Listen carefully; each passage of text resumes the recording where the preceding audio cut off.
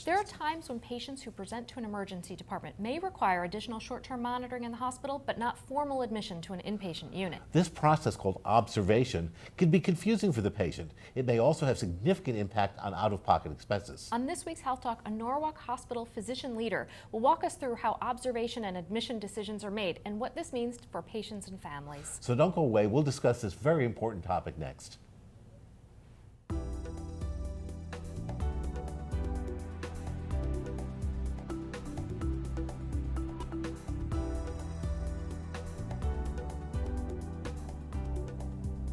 Hello, I'm Dr. Eric Mazer. And I'm Dr. Andrea Peterson. Our topic is very important and not well understood amongst patients and the general public. We'll be discussing the designation of hospital patients as inpatient or observation status. This is an important distinction that can have significant impact for expenses. Joining us today is Dr. Seth Sullivan. He's a hospitalist clinician educator, and he helps run the hospital's utilization management committee. Hello, Seth. A lot of introduction. Hello. But this is a really important topic, and I think so many people don't understand it out there. This is dictated to us by Medicare rules, so it's nothing that we as a hospital or as physicians or a network or the or state. Anyone really have a lot of discretion. But tell us, first of all, most people think when they go to the hospital and they stay overnight, they're in the hospital. But that's not true, is it? Well, yeah, I guess it's literally true, but I guess in terms of how Medicare looks at the hospitalization, there are categories, a couple of different categories, I think, to start with, and for simplicity's sake, and that would be admission status versus observation status. The idea behind observation status on the part of Medicare is that there are patients who might require a short stay in the hospital for relatively simplistic care, such as IV fluids, monitoring to determine if there's any major organ dysfunction, in a patient who's at low risk, for example. And generally, these are going to be patients who are less complicated and stay for a short period of time. Contrasting that with admission status, who are sicker patients who may require more intense care. No, I think Medicare defines this, and this is really hard because it puts a lot of pressure on the physician. If you expect your patient to require more than 2 midnights in the hospital, then they should go to the admission status, and if you think they can be let out more quickly, they should be admitted to observation status. There's some general guidelines that we're asked to follow. Ultimately, Medicare does defer to the physician to make a decision per their guidelines. However, Medicare has offered, on the other hand, quite sort of specific criteria to consider when we are making that decision. One is whether or not the patient will stay for more than 2 nights, and if we anticipate that the patient is going to stay in the hospital for 2 nights of medically relevant care, then we should make that patient into an admission status as opposed to observation status.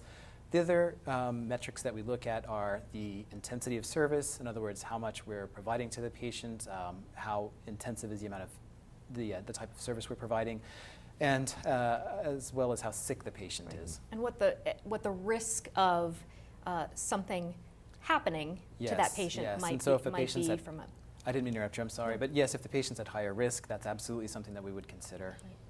Now, in most instances, is there a way a patient knows that their admission, whether they've been admitted or their observation?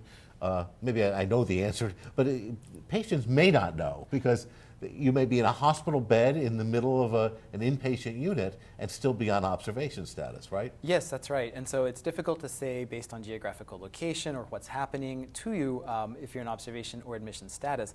The hospital does try to provide patients with that designation. However, I think there's some confusion around the terms, and when a patient is admitted, they're often sick or they're concerned about their health, or they're otherwise not able to necessarily process the distinction. There are multiple forms that have to be signed, and I think that this can get lost in the shuffle. So how about their home status, if they come from a nursing home? Or they need more, does that determine admission versus observation? Yes, it also, it does make a difference. Again, the major metrics we would look at are the anticipated length of stay, how sick the patient is, the risks to the patient, and the degree of service that we're providing to the patient. A very sick patient who requires simplistic care may still be appropriate for observation that's something status. that I think really important to point out is that I remember once I was caring for somebody with gastric cancer who was dying and could take nothing in. And we brought him in the hospital and we gave him fluids for 48 hours or 72 hours till he perked up a little bit, and we sent the patient home, and Medicare denied the admission. And I remember thinking, well, how can, I was young then, how could Medicare deny this admission? This patient was dying. But as you said, the care was simple. and that was something that they would have said could have been done as an observation. Yes, that's right. Right. So, and maybe you can give our viewers a couple other examples, kind of concrete examples of patients who might qualify for observation status as opposed to inpatient status. Sure. And so a scenario we run into pretty frequently is a patient who has chest pain. And so chest pain is a concerning symptom, as we know as physicians, and I'm sure as most of our audience knows. This can indicate severe diseases such as heart attacks. It can indicate diseases such as blood clot in the lung and multiple other medical emergencies. A vast percentage of patients are not going to have any of those symptoms. They may have a more straightforward, less life-threatening diagnosis, but most patients who have chest pain need to come to the hospital for at least a period of monitoring. In that circumstance, if the patient is at lower risk, stays for a night, is monitored, and perhaps undergoes some testing and is released perhaps the next day, that patient would be deemed most of the time to be appropriate for observation status because the patient was observed and found to have nothing wrong, they checked out well, and were discharged I after. think, before we go further, this inpatient versus observation status really has great implications for the patient. Yes. I mean, because otherwise we're really talking about something that would be invisible. But in terms of payment, Medicare bases its payments and its nursing home decisions based upon this observation versus. Can you say a few words about that? Because I think this is really, really important for people at home to know so that they don't get trapped and suddenly say, well, I was here in the hospital for a week. Why can't I go to a nursing home? And it turns out they've been on observation. Sure. So there's several rules that sort of are based upon the patient's status of observation versus admission. And one of them relates to nursing home stays. Typically, Medicare requires 3 nights in the hospital for what's called a qualified stay. That's a stay in which the doctors are actively performing treatment or diagnostic testing. And if you stay in the hospital for 3 nights, then you can be discharged to a nursing home and use your Medicare benefit. There are other implications as well. But if you're in observation for 3 nights, it does not count. Yeah, and sometimes you'll be in observation for a night and then switched over to admission status when diagnostic testing reveals that you're sicker perhaps than initially suspected. And so if you stay, for example, in observation for 1 night and then are converted to an admission status for the remaining 2 nights, you still would not necessarily be able to access that Medicare benefit. So there's a patient sitting home, and even as a doctor wanting to do good for my patients, they say, well, why don't you just make it all inpatient, doc? I don't feel well. Why go through this rigmarole and put me at risk? That the other thing is, as an observation patient, it's treated as an outpatient by your insurance, and that means you have to pay co-pays, you have to pay for a lot of the laboratory testing. And this Medicare would be 20%, I think. Very different than inpatient stay. So, Doc, why don't you just make me an inpatient and let my insurance take care of it?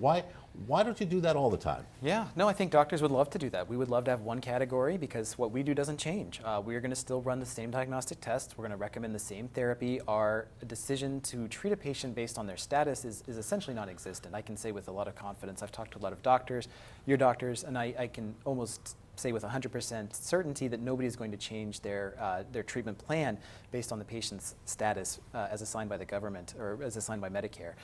Unfortunately, the government has decided that there is a role for observation level care, that not every patient in the hospital requires what's called a DRG payment for an admission status. That stands for diagnostic related grouping. It gets to be a little bit complex and a little bit Byzantine, unfortunately.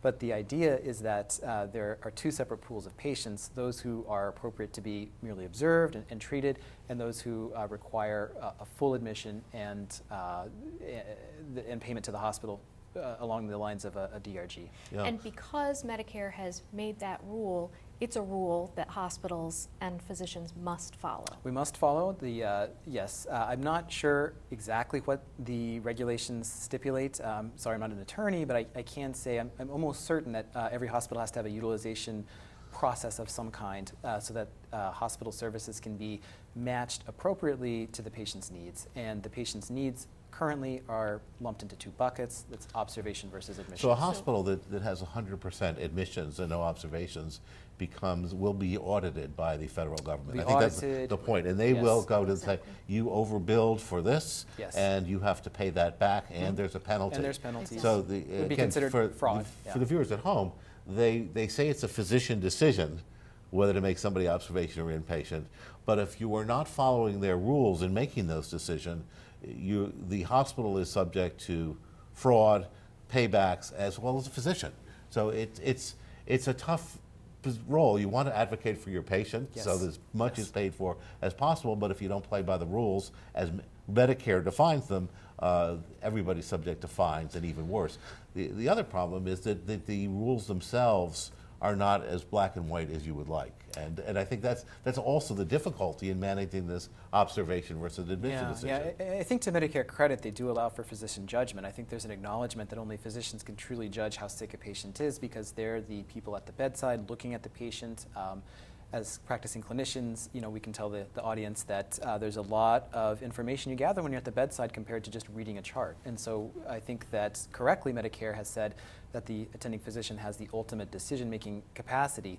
Unfortunately, as he said, there's this idea that patients need to be lumped into one of two categories, and that creates a lot of consternation, a lot of confusion.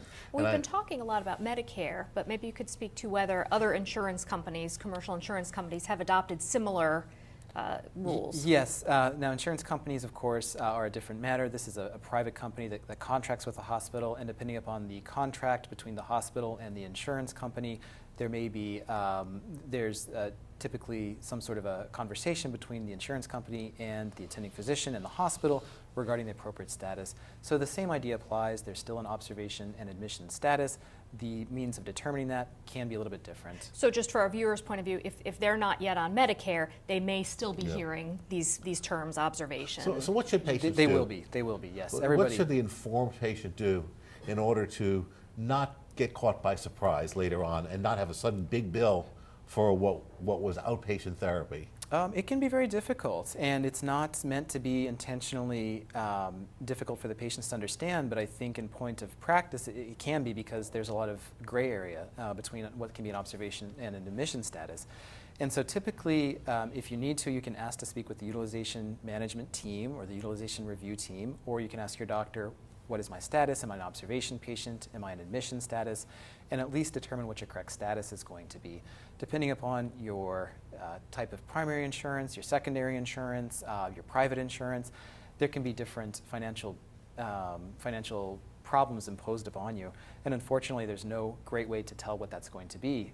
For example, a private insurance patient may actually owe the hospital less money if they're in observation status than if they're fully admitted. And so there's just a lot of confusion, unfortunately, around this whole process. It's confusing for the physicians oftentimes as well, unfortunately. In the last minute, should patients who are undergoing elective surgery have these conversations with the team at their doctor's offices? I think it's a great idea. I think it's a good idea to talk to the surgeon in the office. Oftentimes for surgical procedures, there's going to be a conversation between the surgeon's office and the coding team, and based on the type of procedure that's proposed, Medicare does have more sort of strict rules for what type of procedure is going to be undertaken. Surgery oftentimes is a clearer cut type of picture than the medical side of things. And it'd be a great question to ask your surgeon. But it is important, and I say, especially with Medicare patients, I think they should ask and know what status they are and understand some of the reasons they were placed in that status. They may be able to appeal this at some time. I can tell you that we have appealed cases at the hospital level, and there are multiple levels of appeal that can take months to get to the final adjudication. Oftentimes the hospital is going to be very interested in trying to get the patient, to advocate for the patient, and so very much the hospital does try to have the patient, well, first in the correct status. We do try to do things correctly based on current stipulations. If there's a gray area, we do try to generally have the patient considered to be a full inpatient admission. And that's all we have time for. I think people should need to know about this observation versus inpatient. Be aware of it and question your doctor. Yes. So we're out of time for now. We'd like to thank our guest, Dr. Seth Sullivan, for joining us on Health Talk and discussing this very important topic. Thank you. Please send us any of your questions and comments to healthtalk@wchn.org. We'd love to hear from you. Thanks for watching. Until next time, be well and try to stay out of the emergency room in the hospital.